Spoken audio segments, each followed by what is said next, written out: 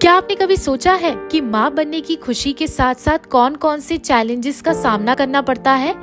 आज हम आपको एक ऐसी समस्या के बारे में बताएंगे जिससे कई नई माएं जूझ रही हैं। ये है पोस्टपार्टम डिप्रेशन। ये समस्या जितनी आम है उतनी ही गंभीर भी हो सकती है। पोस्टपार्टम डिप्रेशन होता क्या है, इस बारे में बताएंगी जानी मानी gynaecologist specialist doctor Sujata Agarwal.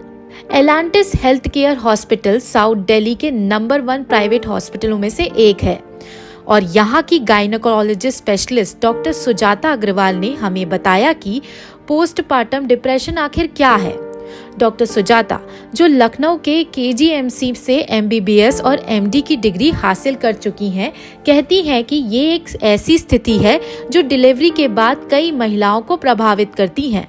मेरा नाम डॉक्टर सुजाता अग्रवाल है और मैं साउथ दिल्ली में प्रैक्टिस करती हूँ। मैंने KGMC लखनऊ से MBBS और MD गायनी किया है। उसके अलावा मैंने लेप्रोस्कोपी में फेलोशिप भी की है, अल्ट्रासाउंड में भी डिप्लोमा किया हुआ है। पोस्टपार्टम माने डिलीवरी के बाद, तो ऑफकोर्स महिलाओं में ही होगी ये। इसमें बच्चा पैदा होने के बाद में पेशेंट एकदम से डिप्रेस हो जाती है, बहुत लो फील करती है। इसके बहुत सारे कारण होते हैं। डॉक्टर सुजाता के अनुसार पोस्टपार्टम डिप्रेशन उन महिलाओं में अधिक होने की संभावना है जिनके पास पहले से डिप्रेशन का इतिहास है या जिनके परिवार में किसी को डिप्रेशन रहा है। हार्मोनल परिवर्तन भी इस समस्या का बड़ा कारण हो सकता है। उन लोगों में ज़्यादा प्रोन है जिनको प्रीवियस डिप्रेशन हो चुका है या फैमिली हिस्ट्री डिप्रेशन हो, नंबर 1। नंबर 2, कई बार पेशेंट को बहुत ज़्यादा पेन है, वो बच्चे को लुक आफ्टर नहीं कर पा रही है, पर उसको बार बार फीड कराना है, उसको बच्चे की केयर करनी है और वो नहीं कर पा रही है, उसकी फिजिकल स्टेमिना उतना नहीं है, तो उसको लगता है कि ये मेरी लाइफ में बहुत बड़ा चेंज है। उन लोगों में डिप्रेशन हो सकता है। तीसरा, बेबी के सेक्स पे भी डिपेंड करता है, जैसे कि लो सोशो इकोनॉमिक कंडीशन में या फिर जिनके ऑलरेडी फीमेल चाइल्ड हो, जिसको फीमेल ही हो गई हो दूसरी या तीसरी, तो उन लोगों को भी हो सकता है क्योंकि हमारी सोसाइटी बहुत ख़राब है। यूजुअली ये 6 to 10 वीक्स में ख़त्म हो जाता है, 2 से 3 महीने में। और कभी कभी इसमें किसी साइकेट्रिस्ट को दिखा के कुछ ड्रग्स भी देनी पड़ती हैं। 2-3 महीने पेशेंट ड्रग खाती है, फिर वो स्लोली टेपर ऑफ हो जाती है और बाद में पेशेंट बिल्कुल नॉर्मल हो जाती है।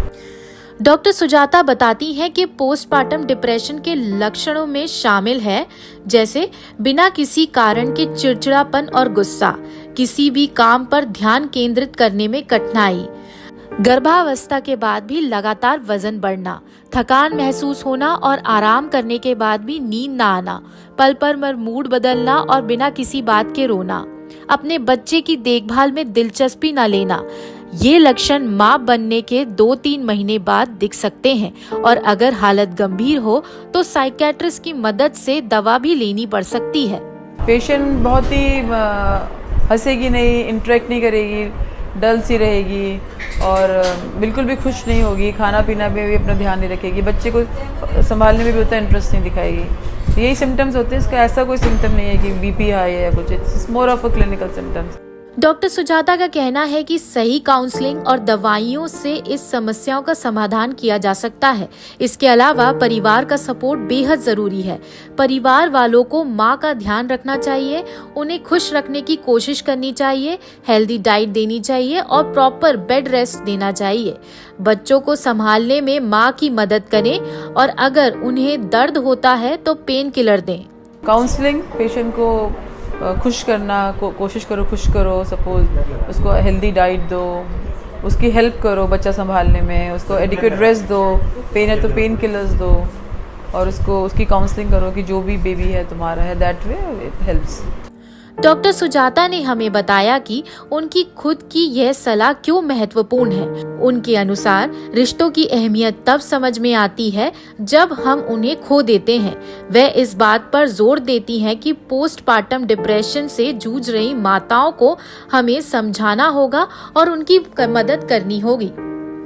लोकल 18 के लिए दिल्ली से आकांक्षा दीक्षित की रिपोर्ट।